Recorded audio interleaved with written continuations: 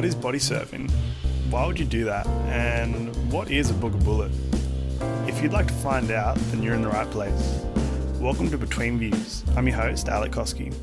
This podcast aims to cast light on and connect you with inspirational people, identify them as potential mentors in your journey, and share their stories and wisdom with the world. In this episode, we converse with Owen Hancock about body surfing and the birth of the Booger Bullet. And speaking of the Booger Bullet, there's actually a very unique one up for grabs. If you would like to win the one and only Between Views Booger Bullet crafted by Owen Surfcraft, then now's your chance. Go over to our Instagram page to find out more of the details. Alrighty, so Owen, welcome to Between Views. Thank you for coming onto the show today. Pleasure. So the way that I typically start the show is I've written something here for you, so I'm just going to read it out for you and then we'll jump straight in with the questions. Sound good? Go for it, man. Nice. Alrighty, so Owen and I first met in the ocean at a secret surf spot known by an undisclosable name.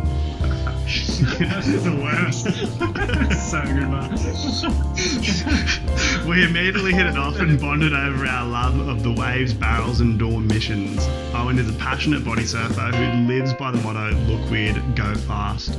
After years of admiring an almost unrideable low tide and lake's edge pipelines, he came up with an extraterrestrial pinewood solution that would change the low to mid-tide reef culture forever and make barrel riding the norm rather than a rare sought after occurrence. He's one of the most creative people that I've ever met, deeply dedicated to his art, a passionate gardener, a jazz enthusiast, and never fails to make me laugh and put a smile on my face out in the surf. Welcome on. Pleasure to be here. This is great. So shit. So I'll just do a little forewarning as well for people listening. So there might be a little bit of swearing in this episode. If you're sensitive to any kind of swearing, stick around. You'll love it. Yeah, I might learn a thing or two. Yeah. To be honest, mate, this is mostly about your experience. I'm here to learn from you. Yeah. I think there's many things that I've already learned from you along the years as they've gone on. I guess the first thing that I wanted to talk about was your love of body surfing and the ocean. So where did that all start for you? Oh, honestly, growing up surfing, like grew up in a family that we learned to surf from get-go, did nippers, did state swimming, stuff like that. Body surfing was kind of what you did for fun after you had like a session of learning how to stand up surf. You know how like when you're like learning how to stand up surf, there's all these things that you have to think about. Yeah. So many. It's such a practice. It's like curve. A thing to be like a surfer guy sort of thing, and you want to be cool and you want to be rad and you had to like lean over, not forward, all this sort of shit. The best part of those like going to the beach with my old boy and learning how to surf as a kid, like 3 or 4 years old, was when you got to put the board away and just go like body surf the shorey, where you could just be like fucking retarded, like you could just have fun, like you didn't have to think about anything. Yeah. So like that's sort of where I started with the concept of just body surfing for fun. It was way back at the start, and it wasn't until I didn't have my P's yet or anything like that. I was probably like 14 or 15 when we were on a surf trip, and it was Point Plumber, which is like the least body surfable wave that you can imagine. Like it's like a slow point grinder, it's like a longboard wave that I was like, nah, fuck it, I'm gonna like swim out and try and body surf one. And I remember I wrote it all tucked and just trying to hold speed, and I made it the whole way through the point. And then I was like, shit, like this is actually something that you could actually not just have fun with, but actually make waves and actually ride it properly. So that sort of started then. Just got into it from that. One thing led to another. Kept on doing it for fun, sort of thing. Even when you would like go on surf trips or family holidays or whatever, we would just body surf. Yeah. So it was always sort of there. It was always sort of a thing. It wasn't until later on that I was like, it's actually a viable way of riding waves, not just a goof off. Yeah. But like, because you'd done it so much as a kid, the muscle memory was already sort of there. Yeah. So like all of a sudden you were starting to take on reef breaks and stuff like that. Yeah. What was your go-to style as a kid?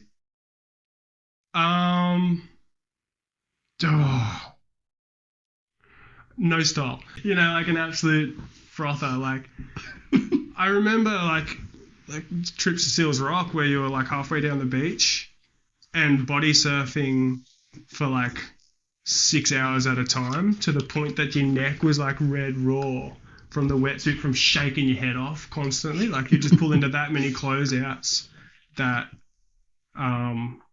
you'd like be physically broken. And there'd be amazing waves on the point, and like you couldn't give a shit because you were like down the middle of the beach, like swimming into like a nuggety little closeout sort of thing. So like, yeah, I didn't have a style. It was just all do no think. It was, it was sick.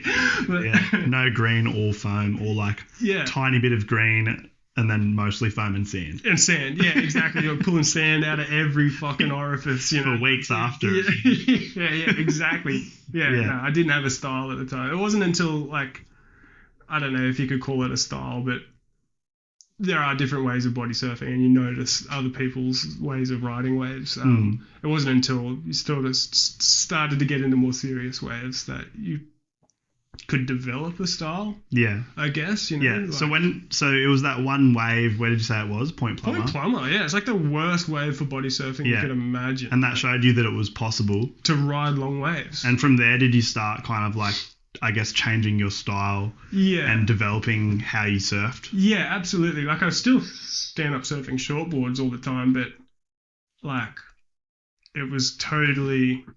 You'd look at different breaks completely differently.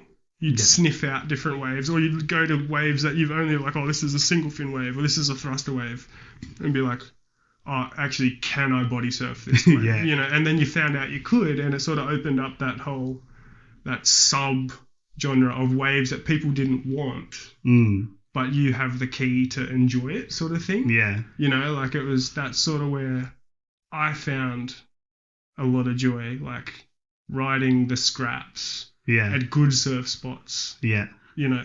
Yeah. It's the waves that people aren't necessarily looking at, which makes it an uncrowded break. Yeah, exactly. Yeah. You're like so below their radar. Yeah. And you might be having the best time of your life.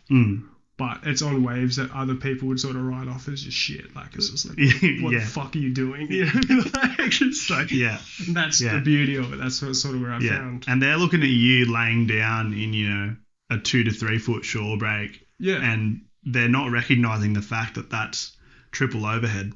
Yeah. You're like the most barreled person out there. Yeah, the most. And it's like on shore. It's like the scummiest surf, and you're just getting barreled out of your brain. Yeah. It's like, I don't know, it's a way to enjoy more. Yeah. You know what I mean? Like it's a less reductionist way. Like if you were only pumped when the surf was pumping, you'd be fucking bummed the whole time. Like what, we get like 10 good days a year. Yes. 10 quote unquote good days a year. But if you're into like riding waves differently, then there's like 360 good days a year. Yeah, yeah. You know, like you can just enjoy so much more. Yeah. Yeah, yeah. That's sort of what I love the most about body surfing, and sort of what opened up a whole different, whoa, you know, like it fully spread it. Yeah. Yeah. So, I've noticed that you kind of like aim for more alternative parts of the wave.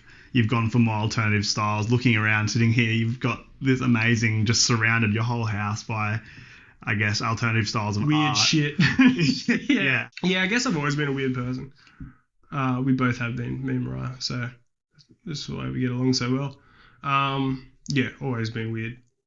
Grew up weird. Probably die weird too. Yeah, I've never really run mainstream sort of stuff. Yeah, which is kind of where we've ended up. Where we are, you know. It's similar when we're all out surfing. Like I noticed that there's definitely been this emergence of like alternative craft riding. Yeah. Out at the secret location. Yeah, absolutely, and I think that comes from people just seeing us having a good time. Yes. And I don't want to sound like I'm beating my own drum or like a dog licking its own balls or anything, but when I started body surfing in there, it was probably 2012, Yeah. 2013 is when I started surfing in the fabled secret spot. There was like 2 or 3 guys. Yeah. There was like 2 or 3 guys. Body surfing. Because how was the location before that? What was the general culture?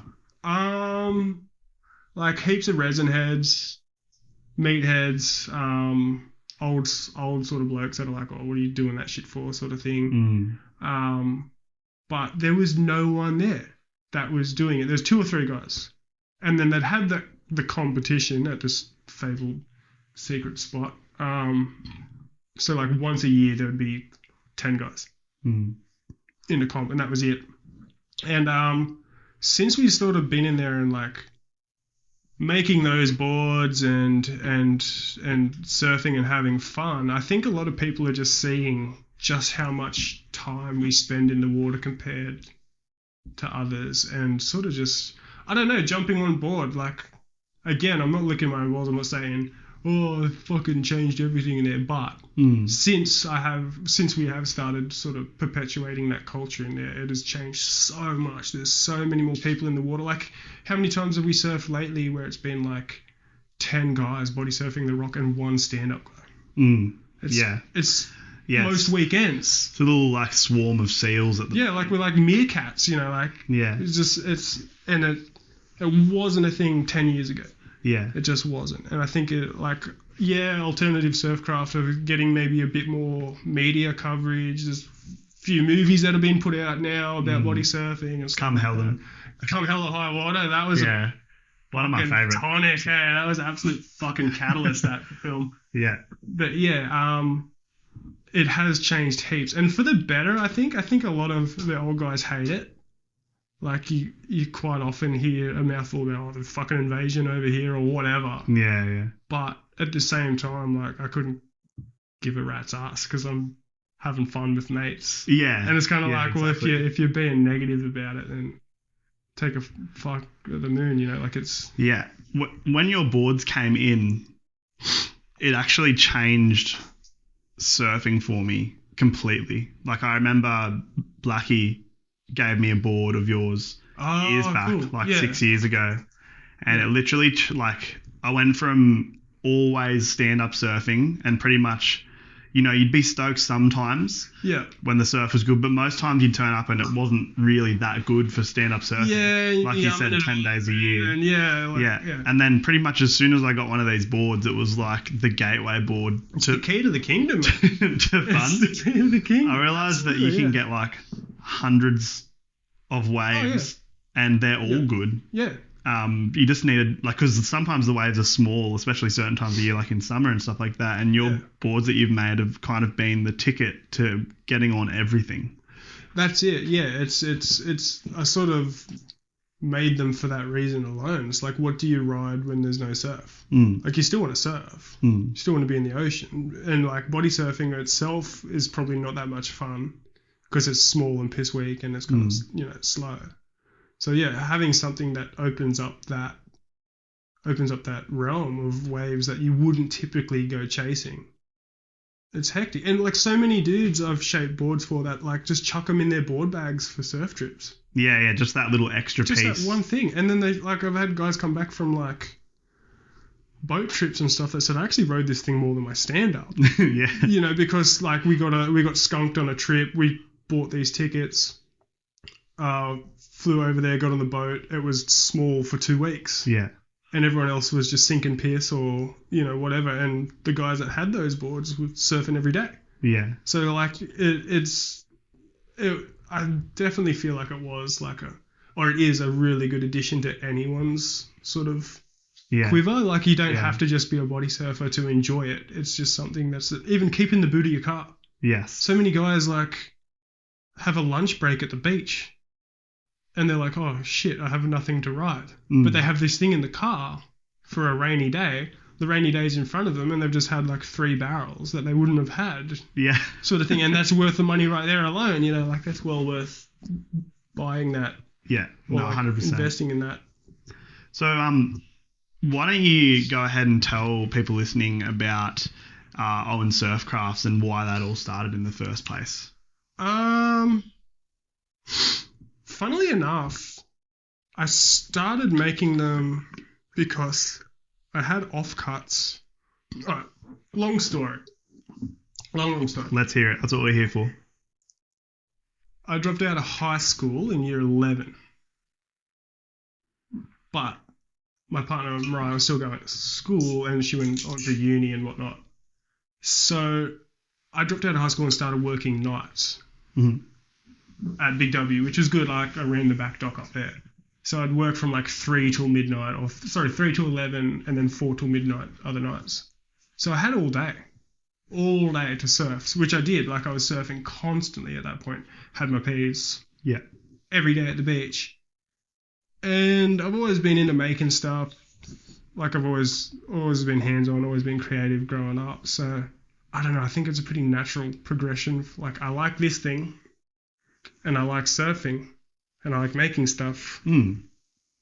So this was like the natural merger of those. The natural merger. But yeah. Typically, being myself, I was like, fuck, I'm going to make like a 7'6" hollow core plywood molded board for my first surfboard ever that I'm going to make. Like, so retarded. Went for the hardest one. Like, literally the hardest thing. Like, it was like a small boat. And it took me like 6 months to make. And I got all these big sheets of plywood from Bunnings, like cheap plywood from Bunnings. And I set up this big rig on my parents' like garage floor with like bricks and stuff, and ironed the wood with a clothes iron to steam it and glued it into shape. And like 3 layers, then hollowed it out and put skins on it and all this sort of shit, and varnished it. And it was like 6 months worth of work. And I didn't put a leash plug in it. And the first surf was at Flat Rock. No leash plug. And I think I got like 2 waves on it, and I lost it, and it went on the rocks and dinged and filled up with water, and all sorts of fucking sus mushrooms was growing out of it. Shit, it was a fucking write-off. But I had all these offcuts of plywood. And just like the 12mm non-constructional plywood, cheap, shitty plywood. So again, that body surfing background was always mulling away there. And I was always looking at guys on the internet. I didn't have a phone at the time, so I didn't have Instagram or anything like that. I had a few websites I'd go on, and Come Hell or High Water, I think, was out at that point. So I like making stuff. I like body surfing. I have all this plywood. Just put all your 2 + 2 makes 4, like interests together. I'll make myself a hand plane. And I did, and I took it down to the beach at Frenchman's, where I was surfing a bit back then. And a guy was like, fuck, that's sick. Can you make me one? Oh, you got hit up straight away. Straight away, like the first time I ever surfed it. Really? Yeah. I've always been pretty blessed like that with how Owen Surfcraft has sort of grown. I hate the name. If I could change the name, I would. That's the one thing I would fucking change. What would you call it? I have no idea, bro. No, you don't. I would have to like think about it for months. But yeah. Well, you like that? It's pretty good. It's a good name. Well, it was originally Owen Handplanes, and then I wanted to make other things in handplanes, so I changed it to Surfcraft. Yeah, because it covers like whatever. Yeah, true. It was a bit limited. The name was limiting. It was very limiting. But yeah, so it sort of grew like that. I made 1, made 2. His mate wanted 1. His mate's mates wanted 1. Yada yada. So it just went on from there, and that was pretty much it. Just filling orders like that. So it was very much like a, I guess, word of mouth growth to your business. Pretty much, and it was like that for years. Like it was like that for ages until I got Instagram. Yeah. Which was like 2014. Yeah. So I started Owen Surfcraft in like Owen Handplanes in like 2012. Oh, really? So I didn't realise it had started that early. Yeah. So for the first, but I didn't have a mobile phone that could have like Instagram or anything on it. So you've been going for like 12 years now. Yeah. Oh, wow, I've been at it. Yeah. Well, that's why I'm up to like 600 boards now. Yeah, true. It's like 1 a week. What number are we on now? 593. Yeah, right. Do you do special boards for the hundreds, or you don't really care about Nah, people order like boards like, book me in for 666 or whatever. Or they want like they want like special numbers. Who was like that? The devil? JR. He got 444 as well. Yeah. He like specially booked it, and I painted this big 444 on it. It was actually pretty rad. But it's so typical, Chad. He's like, I don't care how long it fucking takes, brother. I've got 666. Oh yeah, sure, it's all yours. But That's fun. 2012 started. 2014, I've probably got Instagram. I got like an iPod Nano. You could get Instagram on those. Yeah. So I got Instagram, and then I was like, I put up a picture because I had a little shitty laptop that Mariah got for free from her school. Yeah. And I had a Tumblr, and I'd put pictures up of what I was making on Tumblr, and like no fucker would like it. Like I got like one like a post a month or some shit like that because Tumblr wasn't really for that. Yeah. And then I got Instagram, and I'll never forget. I put up a picture on Instagram of my iPod Nano, and I couldn't check it at work because there's no Wi-Fi. Yeah, yeah. It was an iPod, not an iPhone, so you didn't have like the fucking data. And I put up a post. I was like, I'll see what this Instagram thing's about. It can't hurt. And I rode home because I was riding. I still do ride to work, but I rode home in the middle of the night and checked my iPod Nano, and it had like 12 likes. And I was like, fuck. You knew you'd hit the big time. This is sick. It was like so hectic. So yeah, it was once I sort of hit that, then I was like, okay, I can actually make a business out of this in a sense. Like it's not just like something I do on the side. It's like this is like the grey area between well-paying hobby and business. You know, like paying tax business. Yeah. So yeah, it just grew from that. I was like super blessed to sort of do it organically in a sense. Like I never had to put too much money into it. Yeah, yeah. Everything paid for everything else. Like you'd sell a few boards, which you'd make with shit tools, and you'd buy one good tool. Yeah. And then you'd sell a few boards that are better because you got a better tool. Yeah. And then you can buy another better tool. So it sort of just grew like that. So over time, you started figuring out what tools were the most important to you, and the business was paying for its own equipment. I've never really put much money into it at all. It's always just sort of been self-contained and just growing slowly like that, which is really cool. Yeah. It was great. Yeah. So that's sort of where it started. Just having time to kill in the days. Yeah. If there was no surf, you could just shape. Yeah. You know. So the hobby came out of time and then it turned into a business almost naturally. It kind of it just grew. Took its own life, word of mouth. Absolutely, yeah. It just grew. I had time to kill in the days.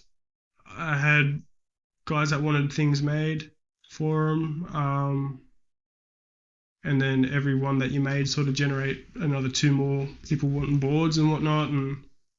And yeah, it was like a bit tiring sometimes because you'd work 40 odd 50 hours a week on top of, and still do, you know, but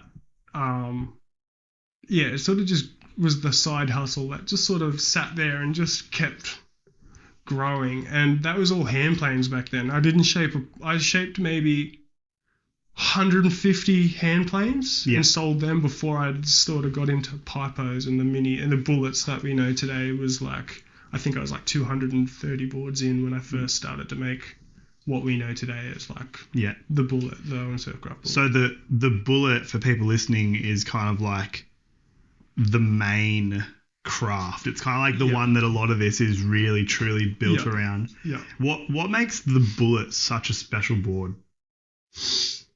It's the perfect blend of body surfing and bodyboarding. So like bodyboarding, I've always found can be a little bit restrictive because you're up on it. And like people that are really good know how to maneuver their bodies really well around the board to make it act the same way. But when I ride them, I sometimes feel that I wish I wasn't in certain sections of the wave. And body surfing with a hand plane has like, it's fun. You get more, with a hand plane, you get more speed than you would if you didn't have it. Gives it an extra planing surface. Extra planing surface, gets your chest up out of the water. Sometimes if you're going quick, it'll just be your hand plane and your knees that are really touching the water, you know, if you're really fucking chomping on one. But the bullet has that certain stance as well where you're kind of stretched out Superman style. So holding the front of the board and a lot of the weight's on your elbows. It gives you that maneuverability to go one-handed if you feel the need, stretch right out, turn yourself into a long board so you sort of elongate your planing surface. Or if you come into like a gnarly sort of section, you can suck it underneath and put all your leverage on that inside elbow to really hammer through like quicker tubes. That's what blew me away the first time I used it. Like a steep wall was how crazy fast it is. when you dig your elbow into the side of that board. It's like unbelievable the speed you can get on it once your elbow's in. Yeah, absolutely. And the bullet, what makes the bullet so versatile is the ability to change your body position. Yeah. On how you're riding, depending on the section. And like you see some people when they first start riding them, because I've shaped for heaps of people that I surf with regularly now, and you see like when you first give it to them, they're sort of stuck in the one stance and they're having a good time, but they're not really making the most of it. And you can often see the moment that it clicks, where they've like stretched out and they've made it through a slow section, and they see a barrel section come up, and they change their stance and they come fucking hammering out the other side of it. Yeah. You know, and like they all often pull off and just be like, fuck me, that was like as fast as I've ever gone. You know, like you can see when it sort of clicks on them. And I think that's what makes the bullet so special, is just that ability to maneuver your body weight and maneuver yourself around a wave to find little pockets of power that you wouldn't typically be able to tap into with like regular sort of boards. So for someone wanting to start out on a bullet, what would be the type of wave you'd be trying to surf on it? Honestly, the fabled secret spot. You know, like something that's got not big, but it's got like a round face to it. Yeah. But I've sent boards to people that ride them at like Noosa and shit. Yeah. And still have a blast. So I think they're maneuverable enough and manipulative enough that it doesn't matter too much what kind of wave. And like people will hit me up all the time and say, oh, I surf this one sort of spot all the time. It's really fat and slopey and whatever. And I'll just make the board to suit like a wider tail or something like that. Something that's going to have a higher planing sort of surface in it. That sort of, I can tailor boards to waves now. Just trial and error. I've made some. I know what I'm looking for now, and I know how to make them. But I don't think there's a certain type of wave that you need to ride. No. A bullet in. You'll have a good time. Yeah. No matter what. Like some of the shittest surf I've ever been in, I've come out so stoked. Like, so unbelievably stoked. Do you have a favourite manoeuvre that you like to do on the bullet? I love a side slip. I love just busting it loose a little bit. What are some moves? What are some moves you can do on a bullet? Because I feel like it's been growing over time. You've invented a few that I would like to claim. I feel like I come up with the butler. I feel like the butler's definitely up your alley. Oh, just typical stuff that you could do: bodyboarding, barrel rolls, big cutbacks, turns, side slipping. So like putting some pressure on your outside rail and like letting your body come sideways down the face before you snap off the bottom. You like knees and legs and everything kick out. Yeah. And then you whack it in again like the inside rail and take off. There's a bunch of stuff. I've seen people almost invert them. Oh yeah, absolutely. Doing a big cutback and hitting the foam and doing a barrel roll from that. Fucking ace, man. It's hectic. It's so sick. Yeah, it's sweet. Yeah. No, there's a few sort of the straight arm roller. That's another one. I love seeing you do that one. That's my favourite one that you do. Complete dead straight arm around. Looks so funny. Yeah. Like a dog rolling over. Yeah. No, there is some little tricks and I'm always like stoked to hear what other people have done. Yeah. You know, like.